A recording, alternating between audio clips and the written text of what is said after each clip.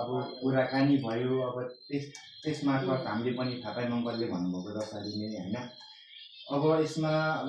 तपाईँहरूले मात्रै हामीले चाहिँ एकअर्कालाई चाहिँ मन पराएको छौँ, अब हामी चाहिँ बिगर्छौँ भनेर त्यसै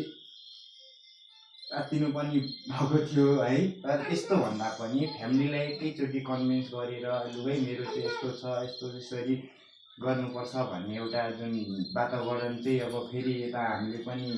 अलिकति प्रेसर दिएरै यतिको माहौलसँग बनाएको चाहिँ भन्नुपर्छ होइन।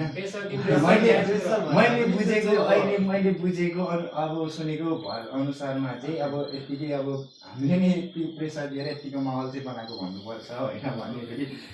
त्यो अर्को फाल्टो कुराहरू पनि आएको रहेछ है। त्यस्तो कुरा भन्दा पनि एकताली फ्यामिलीहरूलाई सबैलाई कन्भिन्स गरेर चाहिँ लु है हाम्रो यस्तो छ, यसरी अब गर्नुपर्छ र यसरी नै सरसल्लाहमै हरेक चिज सरसल्लाहमै हुने हो।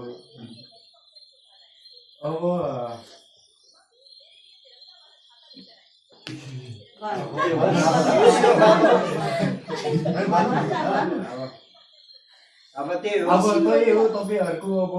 भविष्य राम्रो होस्, अझै उचित ठाउँमा पुग्नु होस् होइन। अब यहाँनिर मेन जागिर भन्दा पनि एकअर्कालाई अब दुःख सुखमा साथ दिने हुनु पर्यो होइन। त्यो पैसा कमाउनु नकमाउनु त्यो सबै आफ्नो ठाउँमा छँदैछ होइन। मेन कुरो भनेको अब जिन्दगीभरसम्म अब तपाईँहरूले यसरी अब पुर्याएर माग्नु भएको छ होइन। अब यसरी तपाईँहरूको कहिले साथमा चुलोस्, फेरि घरमा एउटा बाहिर अर्को त्यस्तो पनि अब सुन्न पनि अब हामीले नपरोस् है, त्यस्तो पनि नहोस् पनि। आन्तरिक अब माहौल पनि फेरि त्यस्तै छ अचेलको जमानामा। अब हामीले पनि कसैलाई अब यत्तिकै भरोसा पनि अब अलिक गर्नु नमिल्ने खालको वातावरण छ। अब आधुनिक भनेको छ, आधुनिक तरिकामा अब के विकृति पनि फैलिएको छ अब होइन। अब त्यही हो तपाईँहरूको अब भविष्य राम्रो होस्, अब पुरस्कारसम्म साथ राम्रो अब बुझी सम्झिनु कदम उठाउनु भएको। यता हाम्रो छोरीले पनि एक आपसमा अबको जेनेरेसनमा सबै पढाइ लेखेको अलिक बुद्धि हामीले हाम्रो भन्दा त अलिक बुद्धि हुन्छ। एक आपसमा बुझेर त उहाँहरूले अनि प्रेम प्रस्ताव राखेको हो नि त, होइन भन्नु त। अनि यो कुरो दोस्रो कुरो के हो, अब हामीले जस्तो अब उहाँको अभिभावकहरू आउनुभयो, अब हामी यताको अभिभावक जुट्यौँ, एक आपसमा हामीले अब बुझ्यौँ नि त। अब तपाईँले हामीलाई थाहै नदिनु, तपाईँ मन बराबर हो बिहे गरिदियो भने त अब हामीलाई पनि अलिकति दुःख लाग्छ, उताको लागि दुःख लाग्ने कुरा हो होइन। हाम्रो छोरी लग्यो, तपाईँ छोरीले भनेको त हामी खोज्नु जानु भएन, कहाँ अब कहाँ हो त्यो कुरो। अब खोज्नु जानु कहाँ ठाउँ घर ठाउँ न टोलको ठाउँ न गाउँको ठाउँ न थाहा पाउनु राम्रो गर्नु। तपाईँले अब तपाईँ आउनुभयो, यता हाम्रो छोरीको तर्फ पनि हामीले सबै थाहा पायौँ। त्यसमा त्यो कुरो हो हामीलाई। तर भोलिको दिनमा गएर चाहिँ अब भनिहाल्नु, अघि मैले भने नि नयाँ पहिलेको नयाँको राम्रो, पछिको नराम्रो चाहिँ नहोस्, हो कि नभन्छ। अब यति नै त्यही हो। अब जीवनमा कहिले दुःख सुख भइ नै हाल्छ होइन। अब त्यसमा पनि अब बाहिरी कुनै कारणले बस्दै अब हजुरको कारणले मेरो दिदीलाई अब कुनै ठेस पुग्नु भएन, आँखाबाट एक थोपा आँसु झर्नु भएन होइन। हाम्रो दिदीले पनि त्यस्तो के गर्नुहुन्छ भने हामी छौँ। तर हजुरहरूको पट्टिबाट चाहिँ अलिकति त्यस्तो केही ठेसहरू नपुगोस् होइन। उहाँहरूको भन्दा हाम्रोबाट पनि त्यस्तो नहोस्, हाम्रोबाट पनि त्यस्तो हुने पनि छैन, हुँदैन पनि। यदि भइहालेछ भने पनि त्यस्तो माहौल हामी त्यस्तो हुन दिँदैनौँ। हामी छौँ। सुखमा हाँस्ने दुःखमा रुने यो नहोस् कि सुख होस् कि दुःख होस्, एक हुनुहोस् क्या बराबर, जहिले एक समान हुनुपर्छ। अब यता हाम्रो मम्मीहरूको पनि कुरा सुनौँ त्यहाँ पछाडि चाहिँ अनि के छ अब है। अझै केही कुरा थप्नुपर्ने छ भने पनि अब बिस्तारै थपौँला। कति प्राय त के अरे अब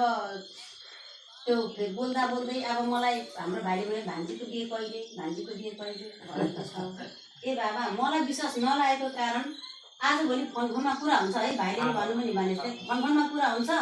पछि उहाँ एउटा विदेशमा हुन्छ, यहाँ नेपालमा हुन्छ, जो भए पनि केटा पनि केटी भए पनि फोनमा मजाले कुरा गरिन्छन्। हामी बिहे गर्ने भन्छ, यहाँ भन्छ त्यहाँ भन्छ। कोही कस्तो केटाले सट्ट पैसा खाइदिने केटीको, कि चाहिँ केटाले सट्ट पैसा खाइदिने केटीको, अनि त्यसो गरेर अनि बिहे गर्छु भनेर घरमा आउने एयरपोर्टमा आइपुगेपछि मोबाइल सामान भन्दा स्विच अफ छ यताउता चुरानो बाबु गरेर यो भने अनि त्यही भएर मैले विश्वास नै मैले नलागेको कारण अनि मैले चाहिँ अनि अब धेरै ठाउँबाट यहाँबाट यहाँ उतै छ यहाँनिर कुरा गर्नु मेरो टाढाडैबाट चुरानो टाढाडैबाटै घर हेर्नु पनि आएछन् कतिको मान्छेले खबर ल्याउँछन् मलाई फल्नाको घर त्यो फल्ना केटी कस्तो छ फल्ना केटी कस्तो हुनु एकदम राम्रो छ फल्ना भनेको ए ठिक रहेछ फेरि फर्केर जाने अरे अनि धेरै ठाउँबाट आइसक्यो अनि बाबुले त्यस्तै अब बोल्छु भनेर भने यसले भन्यो यसले कतिचोटि भने मम्मी यस्तो यस्तो मान्छे हो सुन्न जातिले आफ्नो जातिले हो बोल्नु न त बोल्दैमा के हुन्छ म भने यसले मलाई धेरै रिक्वेस्ट गरी मैले भने म बोल्दिनँ अहिले म पछि बोल्छु उतिखेर फुर्केर बोलेर त भएन नि अनि त्यहाँबाट यसलाई भन्दा यो रुई तपाईँलाई यस्तो भन्दा नि मम्मी तपाईँ मम्मी भएर कुरा नबुझ्ने यताउति भन्यो ल न त भनेर अनि मैले अनि बोलेँ बाबुसँग बोलेँ पहिला पछि दिदीले नि अब फोन दसैँभन्दा पछाडि नै हो अनि बोल्नुभयो अनि त्यहाँदेखि यहाँ अनि कटारीमा हाम्रो आफ्नो मान्छे पनि छ नि भन्नुभयो अनि कहाँ हुनुहुन्छ त कटारी कहाँनिर हो कुन गाउँ हो भनेर मैले सोधेँ अनि कटारीमा चाहिँ माथि गगुवामा भन्नुभयो क्या गगुवामा भनेपछि गगुवामा अनि के हो नाम भन्दाखेरि चाहिँ के अरे नरबहादुर भन्नुभयो क्या नरबहादुर कोर्मा चाहिँ भन्नुभयो ए त्यसो भने नरबहादुर कोर्मा चाहिँहरूलाई त अब मैले पहिलेदेखि चिनेको पनि छु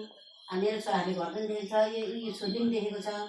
अनि उनीहरू नै अनि उनीहरूको आफन्ती नै तपाईँहरू आफन्ती हो त भन्दाखेरि आफ्नै हामी कुकु हो हामी के अरे अनि तपाईँ निर्मला चिन्नुहुन्छ निर्मला अहिले देख्दा चिन्दिनँ बिहेमा जानुभएको थियो अनि उतिखेर अनि त्यतिखेर अनि पछि एकचोटि बिहे भएर यहाँ मैले हस्पिटलमा भेटाएर त्यति नै हो मैले अहिलेदेखि चिन्दिनँ अब कता भयो बच्चा बच्ची भयो होला नि यताउति अनि भन्नुभयो कि निर्मला र म चाहिँ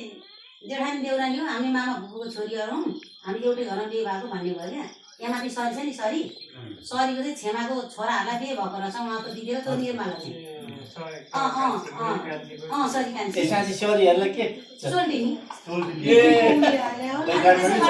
त्यही त कुरो भएको छ नि त्यही भएर चाहिँ मैले पनि विश्वासै नगरेँ किनभने मोबाइलबाट कुरा त भएन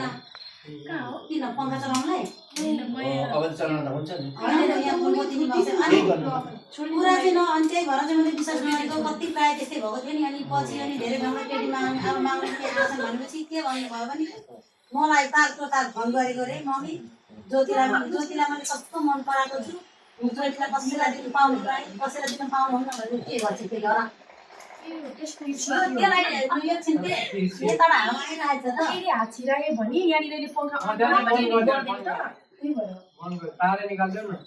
मैले विश्वास नगरेको कारण त्यही नै हो अब अनि त्यहाँबाट चाहिँ अनि पछि अब होइन अब एकपालि त यसलाई पनि दिएको भुत चढेको नि तपाईँले बिहे गरिदिनु पर्दैन म त्यतिकै जाने हो तपाईँहरूसँग कति सम्पत्ति छ बिहे गर्नुलाई मेरो मलाई बिहे गरिदिनु भन्छे यो भन्छ भने अनि दिदीको कुरा सुनेर यो भन्छन् दिदीलाई बिहे गरेर पठाउने हो जेठामा मैले के भन्दैछ मलाई भएर हेर्नु दिदी माइली मान्छेलाई कहाँ ल्याएर बिहे गर्नुभयो जेठी मान्छेको घर बिहे गर्नु भयो बिहे गर्नु भएन पनि तपाईँ घरमा म कहिले टेक्दिनँ भनेको छ अनि यसो सम्झेको हो पनि होइन अब घरमा अब सबै गार्जेनलाई नभनिकन पुत्त उठेर जाँदा त अनि मैले के भने आज उठेर गयो भने फेरि कुकुरको पति होला तेरो पति हुँदैन हेर छोरी मान्छे भएर धेरै यो बनाउँदैन फेरि उता चाहिँ भन्नुभएको छैन बाबु बिहे नगर्ने त्यहाँ अब त्यतिकै भागेर छ नि पछि कर्म चलाउने भन्नुभएको छ अनि हेर्दै दाइले पनि के भन्नुपर्छ तपाईँको दाजुले पनि कान्छी अब त्यतिकै भागेर मैले पनि त्यतिकै ल्याएको मेरो दिदी पनि त्यतिकै गएको दिदीको बहिनी हो ए बहिनी पनि भनेर भन्नुभएको छ अनि यसले मलाई भन्यो लु उयो चाहिँ हुँदैन आफ्नै जात भए पनि अब अरू यो बरु जात भए पनि मागेर आएर लगेको जस्तो नि हुँदैन गार्जेन बसेर कुरा गरेर जस्तो पनि हुँदैन मागेपछि अब के अरे सगुन समात्ने माउलीहरू हुन् अब उनीहरू चाहिँ मामाहरू छन् हजुरबा छन् अब सबैहरू मैले तल हजुरआमालाई हिजो सोध्नु गएँ ल आमा भोलि पाहुना आउँदै हुनुहुन्छ ज्योतिलाई कुरा गर्नु नातिनीमा सुख लागेन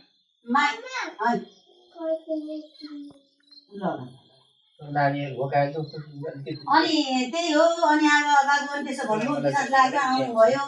अब आफ्नो यस्तै हो अब ए मम्मी मलाई के भन्छ केही थाहा छैन के थाहा छैन भन नि बुवालाई मैले सोधेर भनेको त्यो माछा दुईवटा माछा यत्रो चाहिन्छ यत्रो यहाँ भन्नुभएको थियो भरे त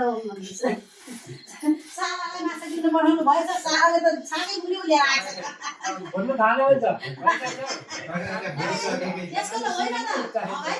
सुन्नु भाइ यो त यसको पनि काम चल्दैन हाम्रो पनि चल्दैन यो त अब